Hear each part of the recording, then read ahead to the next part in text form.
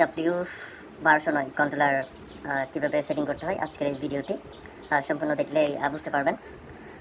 ভিডিওটা হচ্ছে একদম যারা নতুন তাদের জন্যই, আর অনেকে হয়তো বা এই সেটিংটা জানেন। প্রথমত এখানে একটা অ্যাডাপ্টার লাগবে, এটা হচ্ছে 12 ভোল্টের একটা অ্যাডাপ্টার। এরপরে অ্যাডাপ্টারটা আমরা এখানে দেখতে পাচ্ছেন প্লাস 12 ভোল্ট, এখানে আমরা প্লাসটা লাগিয়ে দেবো, লাল কালারের যেটা আছে ওটা। এরপর জি এন ডি, এটা হচ্ছে মাইনাস, আমরা এখানে মাইনাসটা লাগিয়ে দেবো। আমাদের কাজ অর্ধেক শেষ। এরপর হচ্ছে এটা কীভাবে সেটিং করতে হয় সেটা আজকে আমি আপনাকে দেখাবো। এটা হচ্ছে টুপিন মাল্টিপ্লাগের সাথে আমরা এটা কানেক্ট করে দিব।